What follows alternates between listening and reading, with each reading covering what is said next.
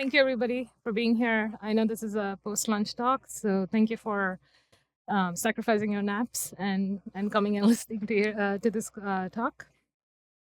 All right, a little bit of an introduction. So, as the MC mentioned, I currently work at CrowdStrike as a principal engineer.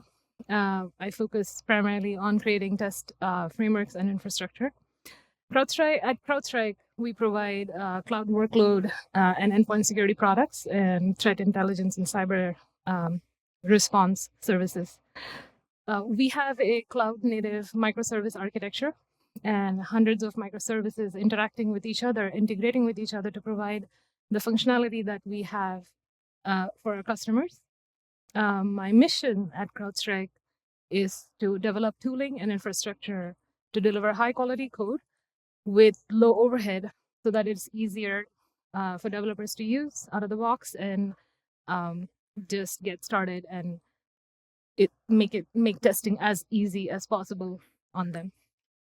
All right, so let's look at the agenda of what we're going to go through today. First, we're going to look at integration testing overview. Then we're going to look at how integration tests are commonly done in a microservice environment, where, as I mentioned, there could be tens of thousands, hundreds of services integrating with each other to provide the needed functionality. Then we're going to look at how this is the integration testing is done in most common cases in a microservice environment. What are some of its pitfalls and what are some of the issues that you can run into when you're doing integration testing, especially with so many moving parts. Next, we're going to see what contract testing is and how we could potentially use contract testing to test integration between components in a more smarter way. And then we're going to see how this approach was adopted by CrowdStrike, how we have integrated this within our CI pipeline so that it is out of the box available to whoever is interested in writing integration tests in this particular style. All right.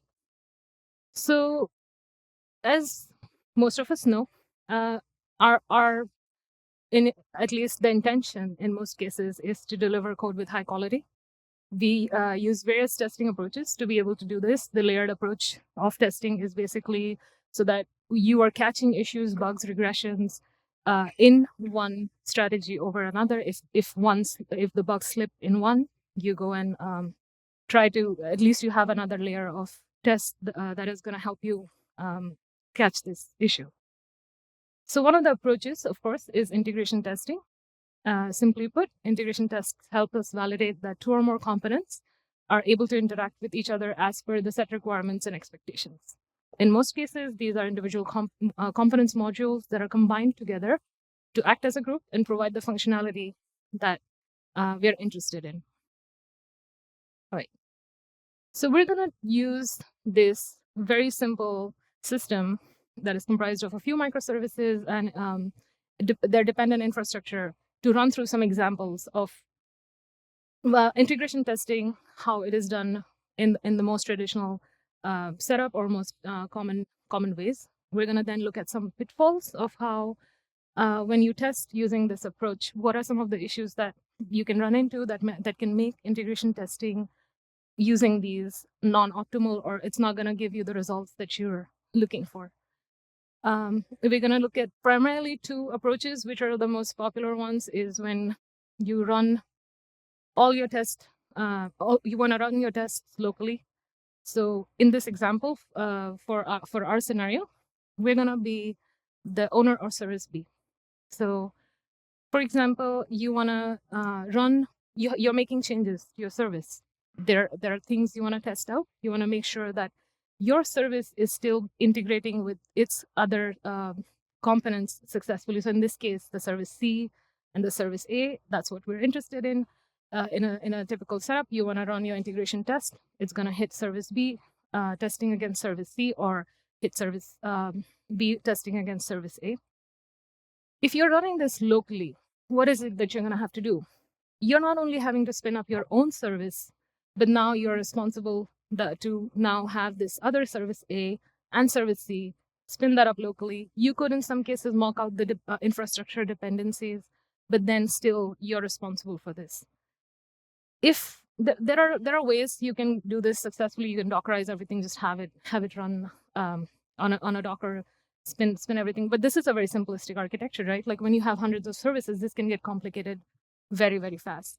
So this can be a pretty tedious process when you're running this kind of tests locally, and every time you want to make a change, this is gonna take time.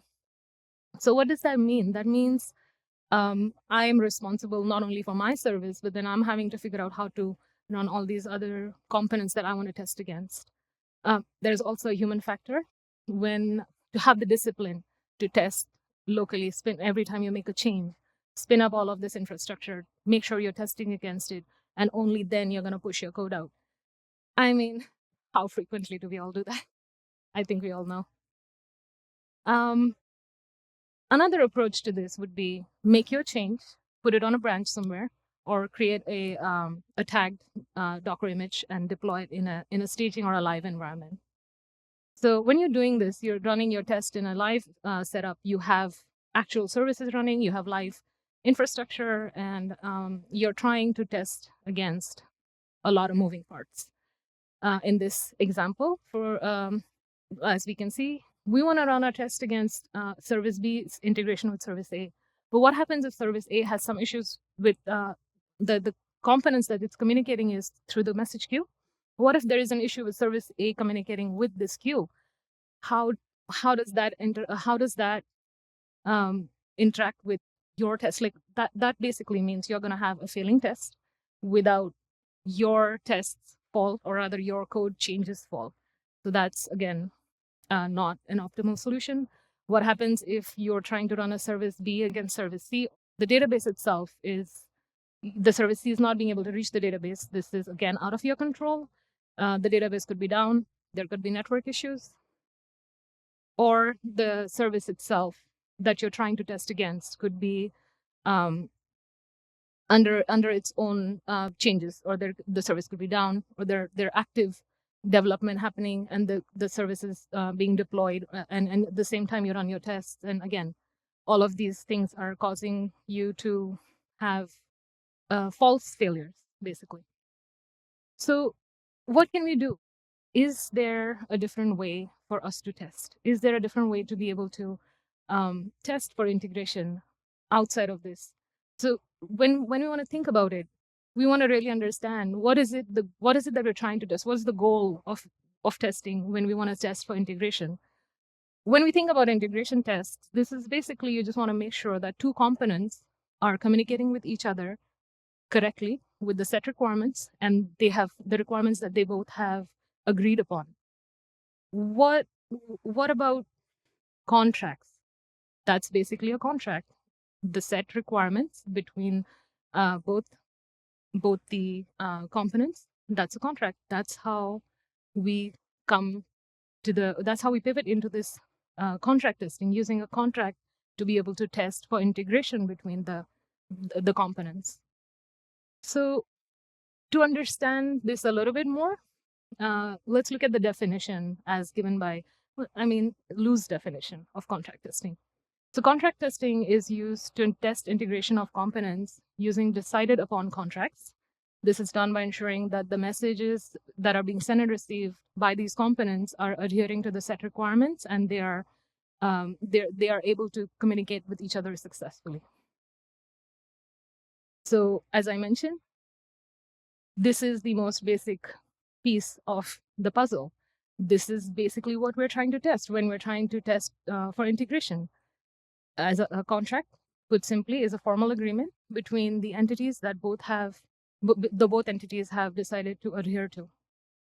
At CrowdStrike, we take the consumer-driven contract testing approach. What this means is that the consumer component between your integration services, the consumer service is the one that is just dictating or deciding what is it that it needs from the provider.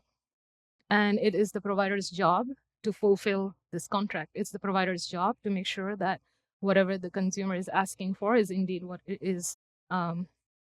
It's giving to it. So I did want to mention we use the Packflow framework to enable contract testing at CrowdStrike. So let's look at this a little bit more. Let's take that concept of a contract and see how we can actually leverage that to do integration tests. The idea, we have the concept, we have the idea, we know what it means, but now how do we put this together? So let's see how we have this set up, and let's look at some fundamentals. So you can see at the step one where the consumer defines the contract that is being implemented by the consumer test itself. These tests clearly define the type of the request being made and the expected response. Next, when these tests run, they run against a packed mock server. This is basically, think about it as a recorder that is recording your the consumer's requirements. They run against the packed mock server, which captures the expectations, and these expectations are caught in a form of a JSON.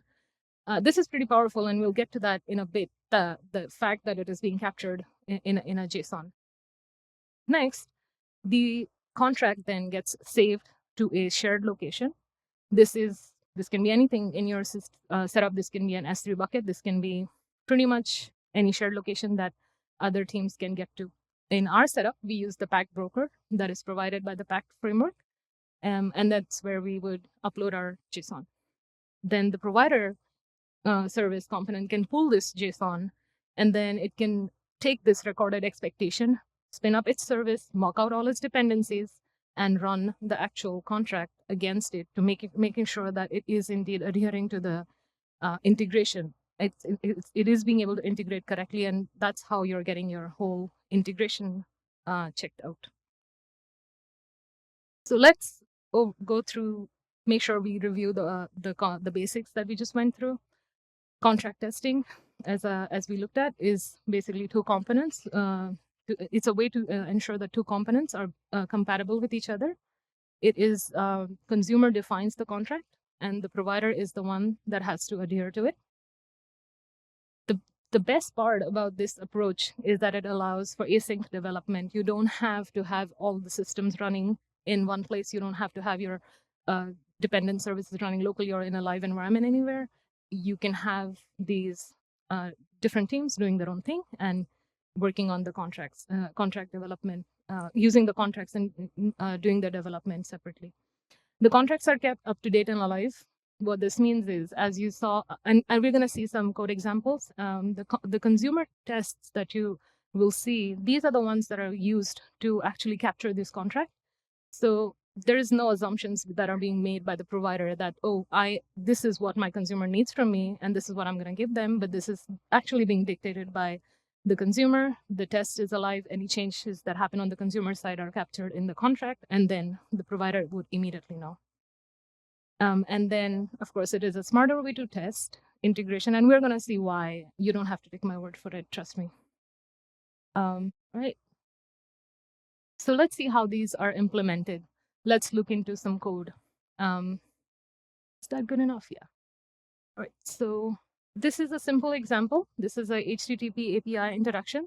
Some context before we jump into this. At CrowdStrike, we have all our services modularized. So we have a lot of the common setup and teardown that we use for the setting up our contract tests in a Go module itself that is inherited into any service that wants to implement this contract kind of contract test. So you'll see that a lot of that is not present in this code, but the part we are trying to focus on is the actual tests, the meat of the test, so to speak. So as I mentioned earlier, these tests run against a mock server. The consumer and the provider tests map to each other using the state. You can use a state, and then for a more granular response, you can map a case within a state. So for example, in here, our state is, and we're going to look at an example of the case too later on. So in here, our example for the state is a request to add an item is made using an API, HTTP API. And then over here, you can see that the specific request type is clearly defined. It defines the endpoint that the consumer is going to hit on the provider, the request type, the headers that it is going to provide, and even the body that it's going to send in this post request in this example of ours. And then next, we're going to see how this specifies the expected response. In this example, we can see that it is expecting a 204, but this can be in your actual test. This can be a more complex data structure response that you're expecting, and you can, of course, clearly define that here. The bit about this kind of test that I think is also a big plus over regular integration tests is that it exercises it targets the unit of code that we're interested in. It's very targeted, so it's I would say it's a little bit of a hybrid between a unit and an integration test. So you can see it is exercising the helper function for the client that it is used to actually hit the provider service in the consumer code.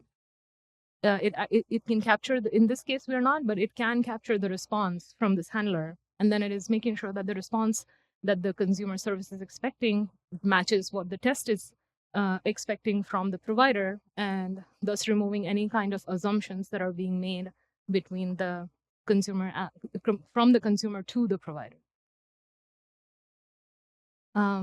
So when we run this test, when we run this consumer contract test, as I mentioned, it runs against the packed mock server, which captures the contract in JSON.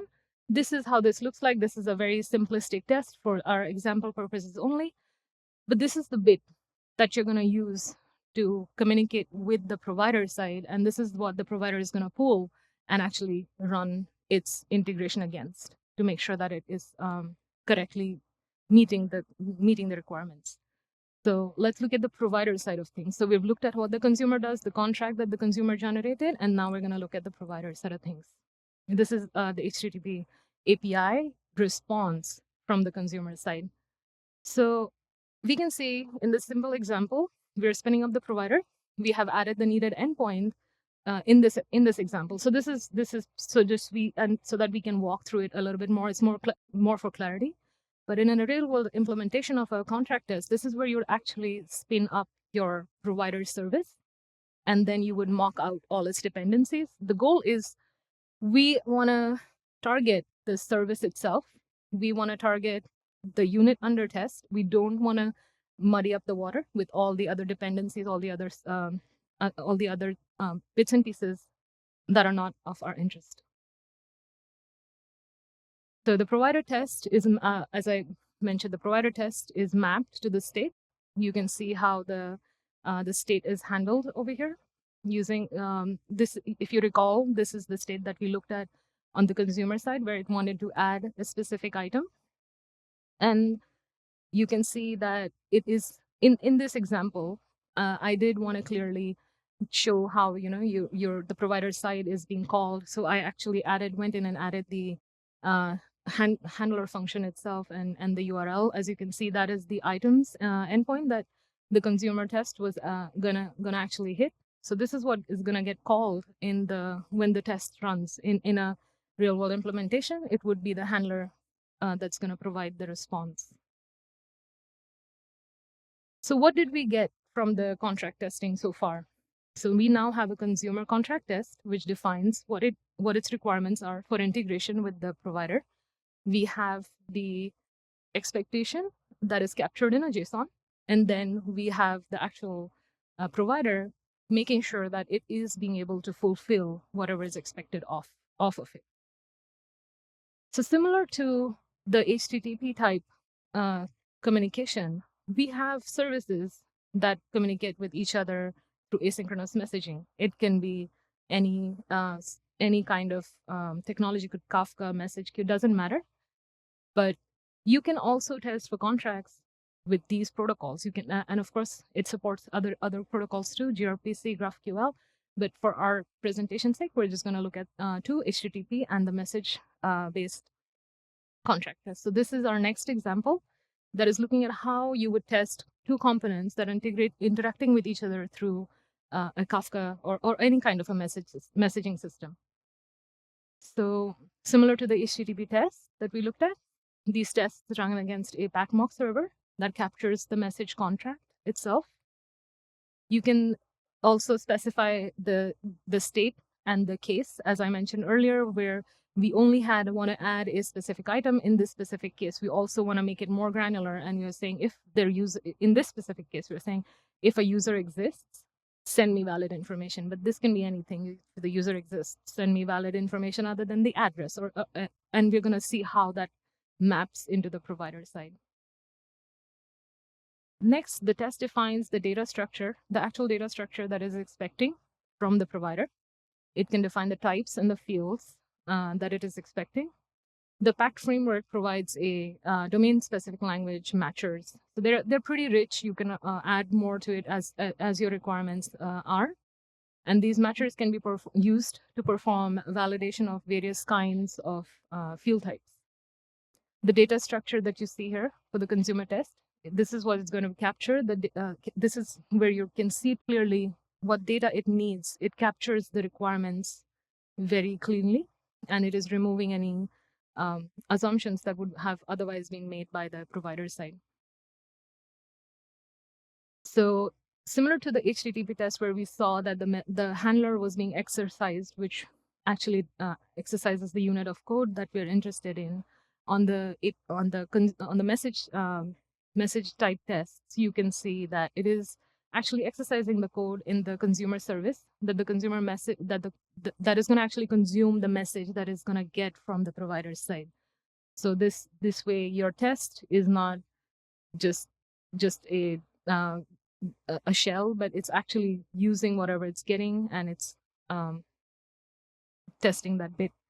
It then captures this again as a JSON, and this is what the provider is going to use to be able to test against. Let's look at the provider side. What does that look like? So as you can see, the provider test defines the state as we saw, the user John Doe exists, which is where we make sure that which is mapped with the consumer side. And in here, there is also a mapping of the state as we mentioned earlier, which is a more granular mapping of in a given state. I have a specific case that I want to fulfill. The functional mapping that you can see here, as you can see right here, that the user, the function that I have defined here, again, this is, I defined this for more clarity, but in a real world implementation of this is where you would actually call the function that would generate the message that the provider is going to send to the consumer. And then you can see that message with specific case specific data. So in this case, we're seeding our message with the valid user information that the consumer is expecting from us.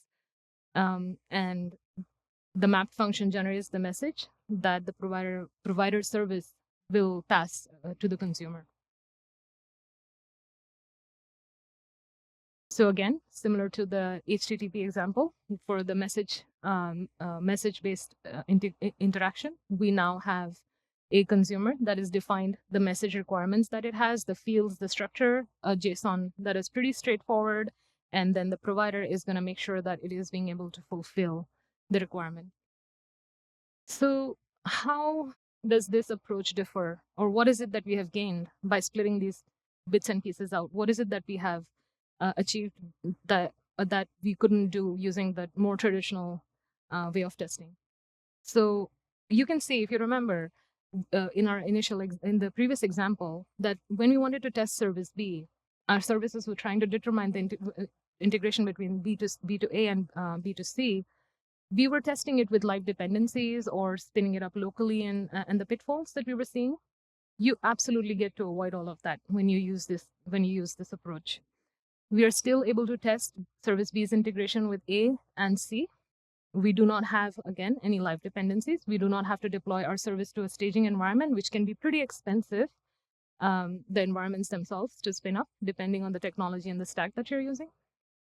And we have a much more focused approach to testing, much more focused and granular approach. So you know exactly in the chain of things, which is the bit that broke, and you can go in and fix that immediately. It also enables for integration testing asynchronously.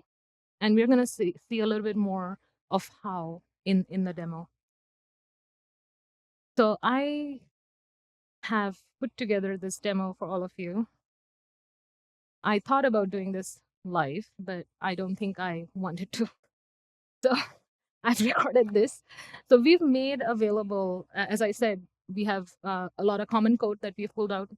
So we made available make targets to anybody who's implementing these kind of tests. So as you can see, what we're doing here is oh, you can't see pretty well. Okay.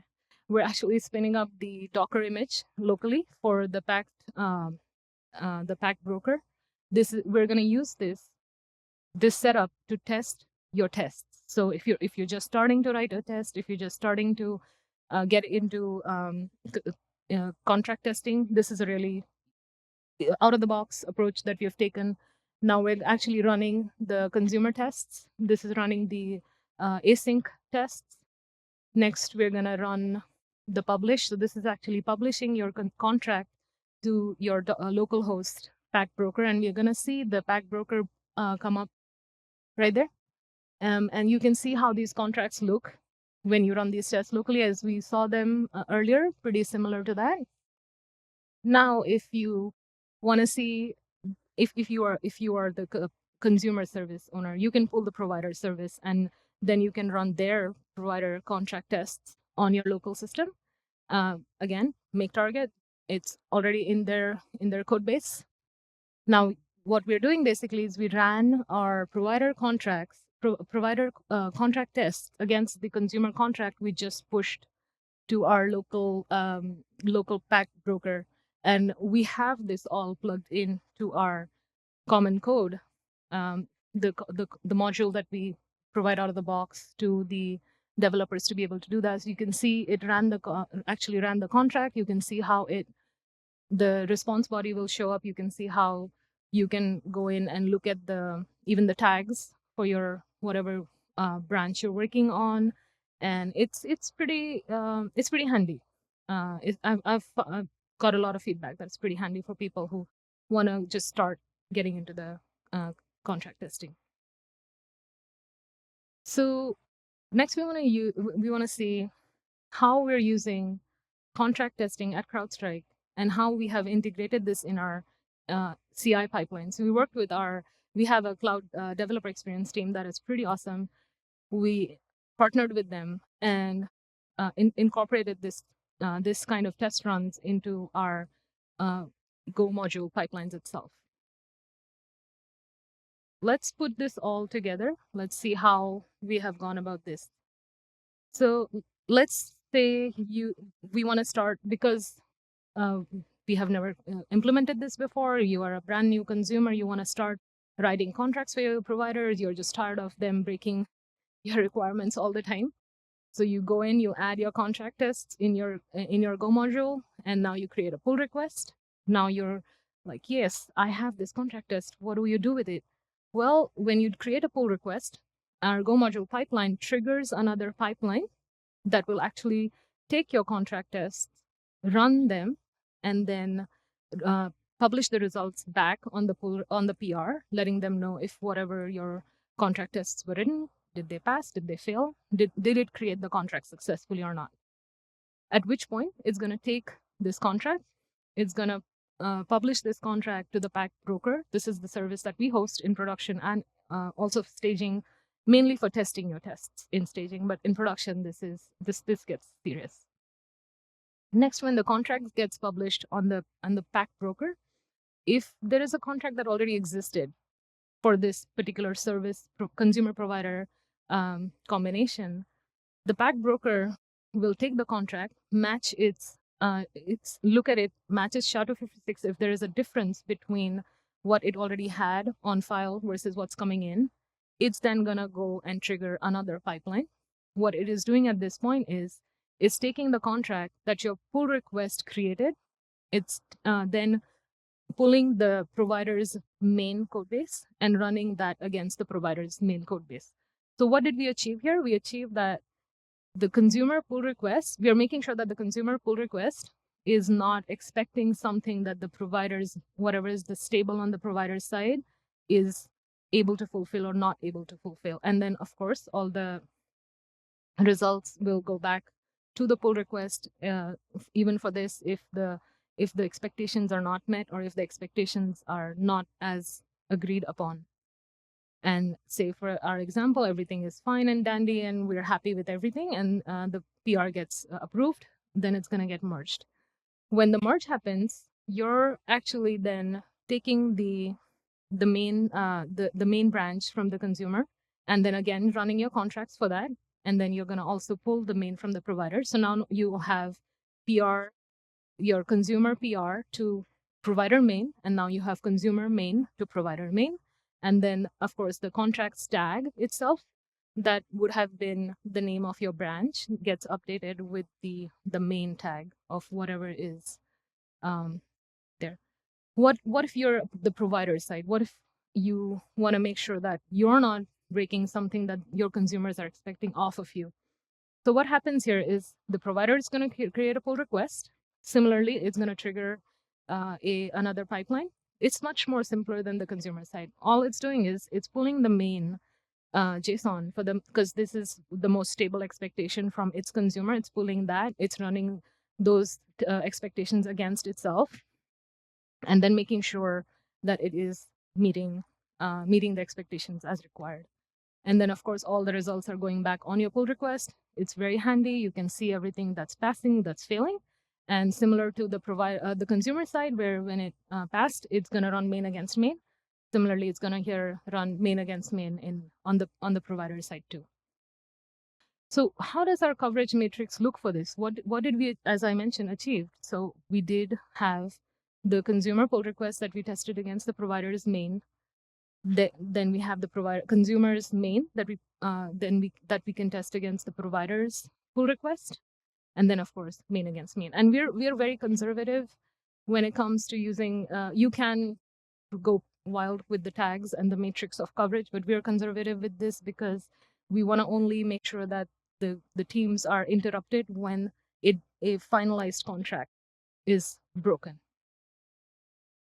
So let's look at a actual example of what this looks like. This is an example of a pull request that is created for a consumer service that implemented a contract test. The contract test wasn't available before. It created a pull request, as you can see there. Next is gonna, as I said, everything gets put back on the PR comment section itself.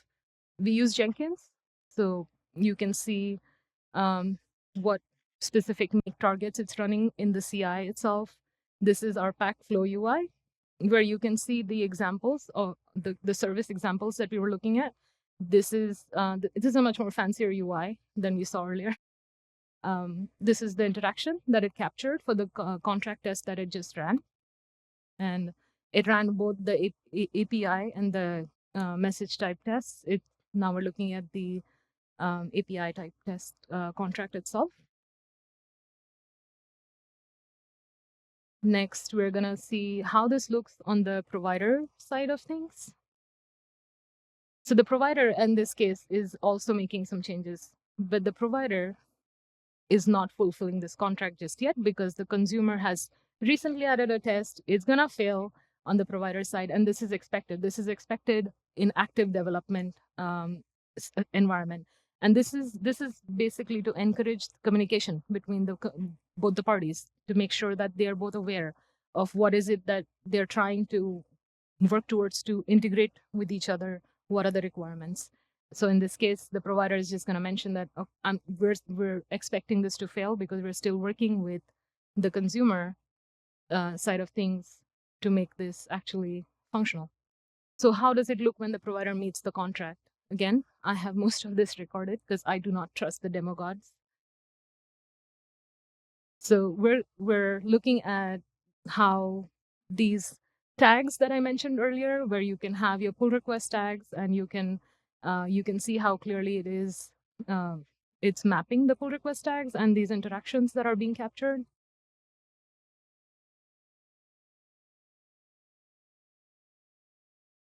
All right, and then the provider went in, pulled the contract, it went in, made the change. As you can see, it went in and actually made the change of what the consumer was expecting from it, at which point now your provider's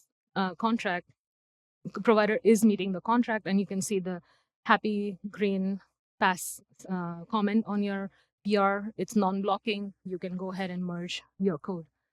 So we saw how this integration tests look like we can see how the integration test looks like when it's in an active development setup. But what happens if one of them breaks the contract? As I said, it happens more frequently than we expect. There's a reason why all our integration tests can be flaky. So let's see what happens when the consumer is the one that is breaking the contract. So as you can see, the consumer test ran, and there was a fail that you can see on the PR. Now the consumer added an expectation without letting the provider team know. It's just now going to go ahead and expect an extra field from the provider. Of course, it's going to fail. So the consumer now knows it has to go in and speak with the provider. It will tell you specifically what is it that you are expecting that the provider is not sending your way. In this case, it's the message. You can go in the packed flow UI and you can see what is it that is not being fulfilled. And you can see all the tags that the matrix of tags that are failing against each other. So you can look at all the components and the bits where things are failing. What are the options then? The consumer then goes to speak to the provider. Hey, we need this new data field to be able to fulfill whatever our requirements are. Can you please go ahead and add it? At which point they're going to have a discussion. One team wins. I don't know whom, but that's the point. What happens if the provider is the one that breaks the contract? How does that look in the test? Again, this is a recorded demo. You can see on the PR, it was showing that you have broken a contract. In this case, because our example is so simplistic, you can see how the field was removed. This is a required field that the consumer specified in its test. You can see specifically what is it that the provider is not sending to the consumer and why things broke. You can again come in, look at the matrix, and you can see what are all the tags, which main against PR or main against main. What are all your tags that are going to fail if you push your code into production? Things are not going to look good. And again, you can come in, look at all the details. It'll very clearly, as you can see, very clearly show you what is it that was missing from the contract itself. Again, at this point, the provider is going to go and tell the consumer, hey, you know what? I don't think I'm going to be able to give you this. Too bad. And again, I don't know who wins. So let's recap. We saw the demos, and let's recap the benefits of this approach. What is it that is better or different than the approach that we saw earlier? One of the biggest thing, of course, is these tests live very close to the code. These are very similar to the unit tests. They live within the same code base. These are not integration type tests that in most cases will not live within the same service code. They'll have their own code base, or they're in some cases a monolithic test framework. As we saw these tests, we run these on the pull request itself. The response that we get of any bugs and failures is way faster than you would when you push your code in a staging environment. Even worse, when you pushed your code, nobody bothered to run the test, and now your code is on main, and you get a call from the customer. As I mentioned earlier, one of the benefits, the biggest benefits of this specific framework and this approach is that the contract itself is captured in a JSON. How does this help? This helps because your components can be written in any languages. We're actually working with our UI team who write their code in what you can have your code in any language, JS, Ember.js. There are a lot of different languages that are supported, Python, JVM, whatever you choose. And it doesn't matter which component is in which language, as long as the JSON stays as is. That's the part that is being used to integrate these components. Again, we are not deploying anything anywhere. No expensive staging setups, no expensive staging environments. That is, I think, a very big plus. And if written correctly, if written smartly, It'll help you reduce the number of unit and integration type tests you end up writing. And I do say that it's not gonna completely get rid of your integration tests. If you want to integration test for, say, for example, you want to test with live infrastructure and your goal is to test for infrastructure's configuration and things like that, this is not the solution. This is also not a solution for functional type tests. So your goal when you're testing using contracts is not to test for function, but just focus on the integration bit, focus on how the communication bits of two. All right, let's look at the cons. And yes, as much as I love this approach, there are cons, like everything else. One of the biggest problem, or one of the biggest challenge that I had when I moved into this kind of testing approach was the change of mindset. We've been doing integration tests in the way they've been done for so long that to think about integration testing in an asynchronous manner and how is this going to work, and what are the borders between a functional test versus a contract test, which is focusing only on the message interaction, all of that bit it's a big shift in how you think about integration. But it, trust me, it will, if done correctly, it will save a lot of your time. Setting up these tests can be time consuming, especially on the provider side, because as we saw, the provider service itself gets spun up. Dependencies are mocked out, but the service itself gets spun up. So that can be a little bit of challenging. There is a bidirectional contract testing approach that you guys can look up. Not the best approach though, in my mind. And then of course, you need to talk to other teams. And we all know how much we like to sit in our caves and just do our work, but you actually have to talk to each other to see what is it that's needed. All right, what is the value that we see at CrowdStrike? And this is again a new approach for us. We are just taking this on. There are teams who we have demoed this. They're very interested in the adoption of it. There are certain teams who are always on the bleeding edge, who have taken this on and went in and written contracts. They have got a lot of really good issues, which of course I cannot speak about, but would have been very, very painful if it would have been into production. We are going to look at bidirectional contract testing. I want to study it a little bit more, but from what I see so far, it might be very specific, useful in a very specific case. Our UI components, our UI team, we really want them to start writing contracts for the cloud components that they consume. And then we want to start supporting more tags, but we're going to do this with a lot of precaution, because as I mentioned, we don't want to disrupt teams for contracts that are not adhered to or contracts that are not fixed. So how did our testing pyramid change due to contract testing? As we had seen earlier on, the layered approach that we were looking at, we would still love to test all the things. We still want all the layers so that the bugs get caught at some point, and they're not, getting into production without, well, I mean, some will always do. But we try as much as we can. We try our best. So as you can see, the contract testing sits exactly where the integration bit was, and you can see how the integration bit went much thinner, and ideally it could completely be gone. All you're doing is writing a few end-to-end tests to be able to test for that kind of functionality. All right, that was my bit on contract testing. So I'm guessing everybody goes out of the door and starts writing contract tests as soon as they are done. I have the information about the framework right there. I'm not a big social media person, but you can hit me up on LinkedIn, that I use. But that was it.